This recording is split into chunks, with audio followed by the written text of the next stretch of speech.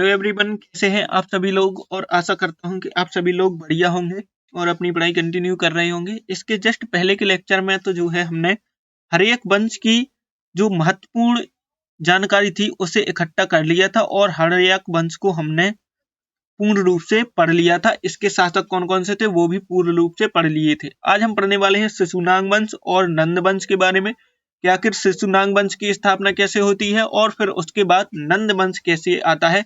तो ये सभी आज हम जानकारी प्राप्त करने वाले हैं। तो बिना किसी देरी के करते हैं लेक्चर को स्टार्ट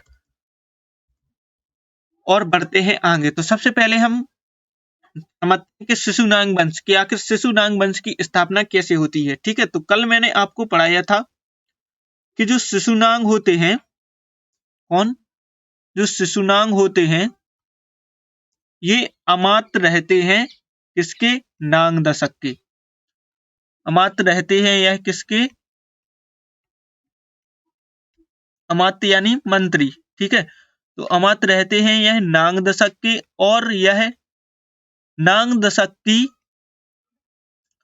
412 ईसा पूर्व में हत्या कर देते हैं और मगध पर एक नए साम्राज्य की नींव डालते हैं जिसे हम कहते हैं शिशुनाग वंश। ठीक है, तो शिशुनाग जो है नाग दशक की क्या कर देते हैं, हत्या करके एक नए राजवंश की नींव डालते हैं। इसके बाद यदि हम बात करें तो शिशुनाग ने मगध साम्राज्य में 2 महत्वपूर्ण महाजनपदों का विलय किया। वो कौन कौन से थे, तो शिशुनाग ने एक तो वत्स महाजनपद का विलय किया और एक अवंती महाजनपद का।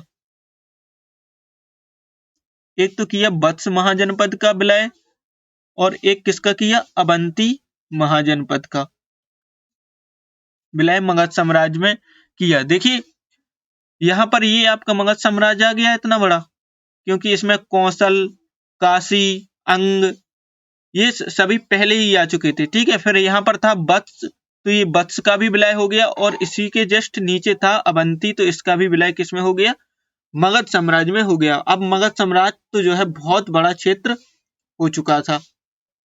ठीक है, इसके बाद यदि हम बात करें तो इसका जो शासक हुआ, इसके बाद इसका जो उत्तराधिकारी हुआ उसका नाम हुआ कालाशोक। ठीक है, और कालाशोक ने तो जो है 394 ईसा पूर्व में गद्दी संभाली। कब संभाली, 394 ईसा पूर्व में इसने क्या की, गद्दी संभाली। ठीक है, इसने क्या किया कि जो शिशुनाग था, ठीक है, शिशुनाग ने एक महत्वपूर्ण कार्य क्या किया था कि इसने जो राजधानी थी,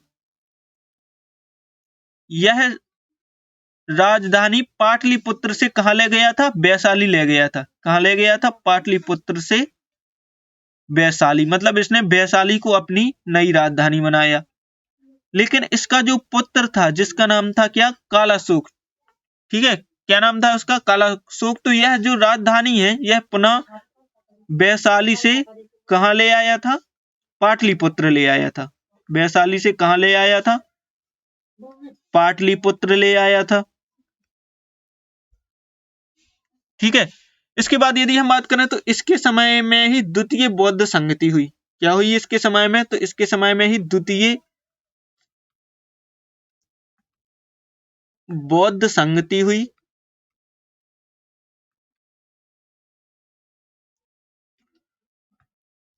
जो लगभग 383 ईसा पूर्व में, कब, 383 ईसा पूर्व में वैशाली में हुई थी। कहां पर हुई थी, वैशाली में।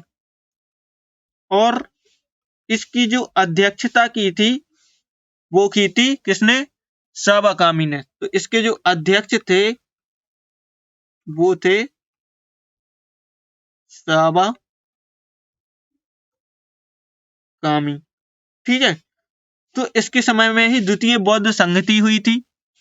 इसके बाद यदि हम बात करें तो इसके बारे में और कोई महत्वपूर्ण फैक्ट नहीं है। इसके बाद यदि हम बात करें तो इस वंश के अंतिम शासक के रूप में, ठीक है, अंतिम शासक यदि हम बात करें तो इसके अंतिम शासक थे शिशुनाग वंश के, उनका नाम था नंदी वर्धन।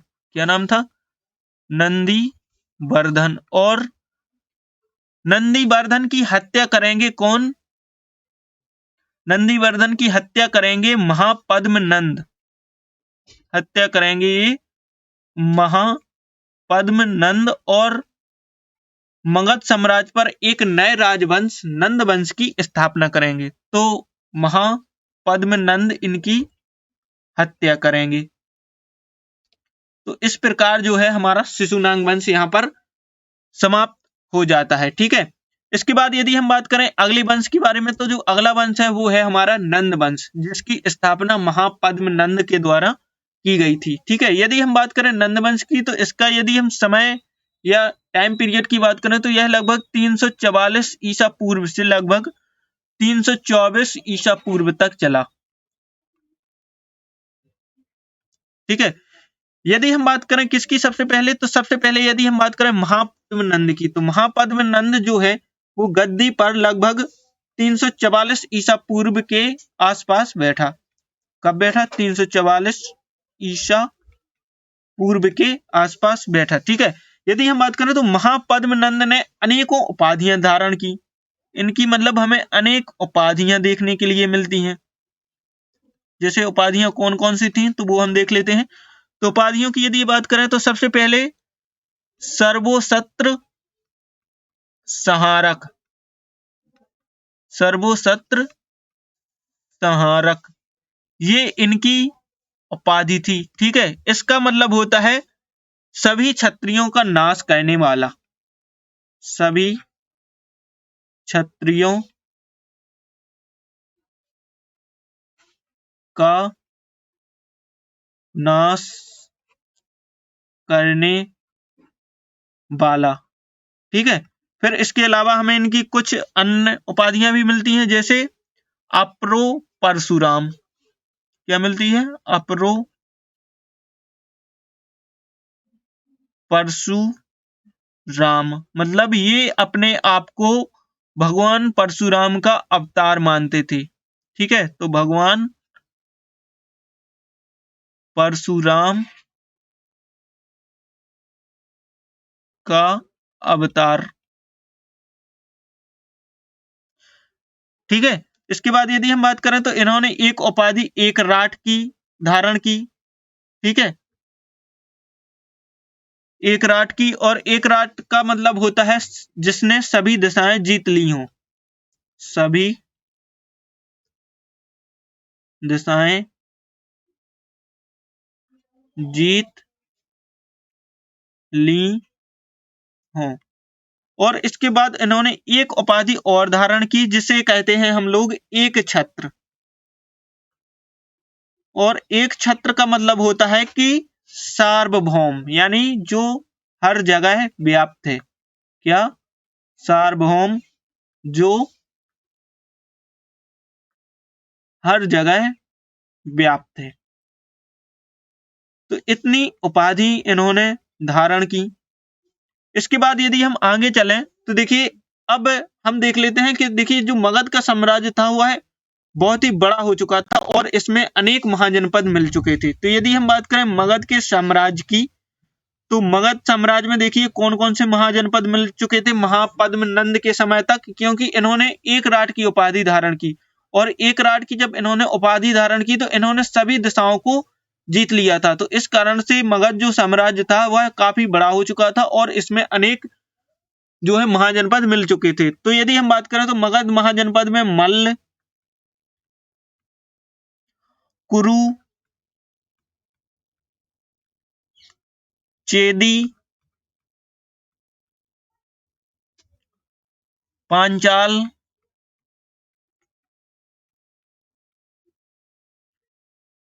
गांधार,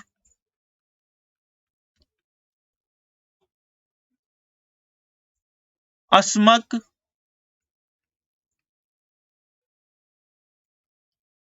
और कलिंग, इतने जो क्षेत्र हैं वो मगध महाजनपद में मिल चुके थे, या हम कह सकते हैं कि इतने जो महाजनपद थे वो मगध महाजनपद में मिल चुके थे। और अब मगध महाजनपद बहुत ही बड़ा और शक्तिशाली साम्राज्य बन चुका था। ठीक है, यदि हम बात करें तो इन्होंने महापद्म नंद ने सर्वप्रथम पहली बार भारत को राजनीतिक एकता के सूत्र में पिरोया। क्या किया? भारत को राजनीतिक एकता के सूत्र में पिरोया। देखिए क्या होता है कि जब पहले अलग अलग महाजनपद थे तो उनके जो शासन नियम थे, उनकी जो शासन की पद्धति थी वो अलग अलग होती थी और इस प्रकार भारत जो है कई टुकड़ों में बटा हुआ था, परंतु इन्होंने संपूर्ण क्षेत्र को जीत करके संपूर्ण क्षेत्र में एक जैसी राजनीतिक व्यवस्था की स्थापना की और एक जैसी शासन व्यवस्था लागू की तथा एक जैसी राजनीतिक एकता को रूप में पूरे भारत को पिरोया, मतलब एक जैसी राजनीतिक एकता पूरे भारत के लिए कर दी। इसके बाद यदि हम आगे चले तो इसके बाद यदि हम चलें तो इनके बाद जो इनके उत्तराधिकारी हुए उनका नाम था क्या, धनानंद। ठीक है, क्या नाम था, धनानंद। और जो धनानंद थे यह लगभग 324 ईसा पूर्व शासक बने। कब बने, 324 ईसा पूर्व। देखिए जो घनानंद थे यह इतने ज्यादा योग्य राजा नहीं थे, यह बहुत ही ज्यादा विलासी प्रवृत्ति के शासक थे और तो जो है नृत्य मुद्राओं और संगीत गान में ही व्यस्त रहते थे ज्यादा, जबकि महापद्मनंद जो थे वो बहुत ही ज्यादा योग्य और सुस्पष्ट राजा थे। ठीक है, उन्होंने अपने क्षेत्र का विस्तार किया और एक हम कह सकते हैं कि अद्भुत शासन व्यवस्था उन्होंने अपने क्षेत्र में विकसित की। ठीक है, तो यदि हम बात करें घनानंद की तो घनानंद के समय में एक यूनानी लेखक आते हैं जिनका नाम होता है क्या, यूनानी लेखक इनके समय में आते हैं और जिनका नाम होता है अग्रमीज। क्या नाम होता है, अग्रमीज इनका नाम होता है।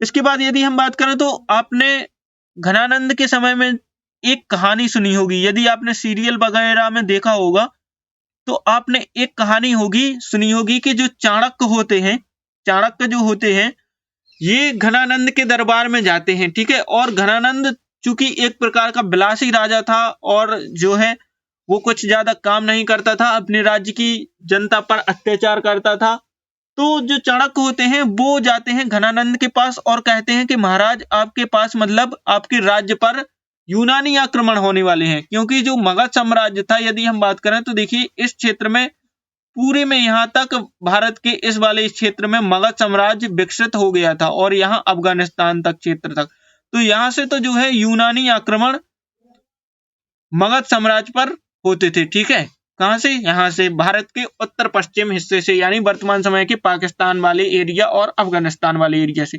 तो चाणक्य क्या करते हैं कि चाणक्य जाते हैं घनानंद के पास और घनानंद से कहते हैं कि महाराज आपके जो राज्य है इस पर यूनानी आक्रमण होने वाले हैं, इस कारण से आप सचेत हो जाइए और अपनी सेना को तैयार कर दीजिए। लेकिन घनानंद क्या करते हैं कि घनानंद चाणक्य का बहुत ही ज्यादा अपमान करते हैं। ठीक है, चाणक्य का बहुत ही ज्यादा अपमान करते हैं और इन्हें मतलब ऐसा कहते हैं कि ये लात मारकर भगा देते हैं, लेकिन लात मार करके तो नहीं भगाते होंगे, लेकिन इनका बहुत ज्यादा अपमान करते हैं। ठीक है, तो इनका बहुत ज्यादा अपमान करते हैं और चाणक्य को तभी गुस्सा आ जाता है और चाणक्य एक शपथ लेते हैं कि जब तक मैं इस भारत भूमि को एक सुयोग्य और सुस्पष्ट राजा नहीं दे देता तब तक अपने केसों को या अपनी चोटी को नहीं बांधूंगा। तो ये आपने कहानी सुनी होगी। ठीक है, और इसी के बाद चाणक्य जो है चंद्रगुप्त मौर्य को अपने साथ ले जाते हैं और उन्हें एक सुयोग्य राजा बनाते हैं। ठीक है, उन्हें अपनी शिक्षा दीक्षा देते हैं और उन्हें एक सुयोग्य राजा बनाते हैं और चंद्रगुप्त मौर्य जो है वो इसी घनानंद को हराकर मगध पर नए साम्राज्य मौर्य साम्राज्य की क्या करते हैं, स्थापना करते हैं। मौर्य साम्राज्य की क्या करते हैं, स्थापना करते हैं। ठीक है, तो इतनी जो बातें थी ये घनानंद के बारे में इंपॉर्टेंट थी। घनानंद कोई इंपॉर्टेंट शासक ज्यादा नहीं है। ठीक है, तो इनके बारे में इतनी ही बातें महत्वपूर्ण थी। अब यदि हम बात करें राजधानी परिवर्तन देख लेते हैं, क्योंकि राजधानी परिवर्तन 2-3 बार हो गया है मगध का, तो मगध की राजधानी का परिवर्तन देख लेते हैं। तो आप सभी जानते हैं कि सबसे पहली जो राजधानी थी उसका नाम था गिरि ब्रज या राजगृह। यह जो राजधानी थी यह थी बिंबिसार के समय, राजगृह। यह जो राजधानी थी यह थी किसके समय में, बिंबिसार के समय में। बिम्बिसार के बाद जो राजधानी पहुंचती है, यह पहुंचती है कहां पर? पाटलिपुत्र। और पाटलिपुत्र राजधानी कौन ले जाता है? तो पाटलिपुत्र ले जाता है आपका राजधानी उदयन या उदयन। इसके बाद राजधानी स्थानांतरित होकर कहां पर पहुंचती है? तो स्थानांतरित होकर पहुंचती है कहां पर? वैशाली। और वैशाली जो राजधानी है यह बनाता है कौन? शिशुनाग। कौन बनाता है? शिशुनाग। इसके बाद जो है वैशाली से राजधानी पुनः कहां आती है? तो वैशाली से जो है पुनः राजधानी आती है पाटलिपुत्र। और पाटलिपुत्र राजधानी कौन बनाता है पुनः? तो ये बनाता है कालाशोक। कौन बनाता है?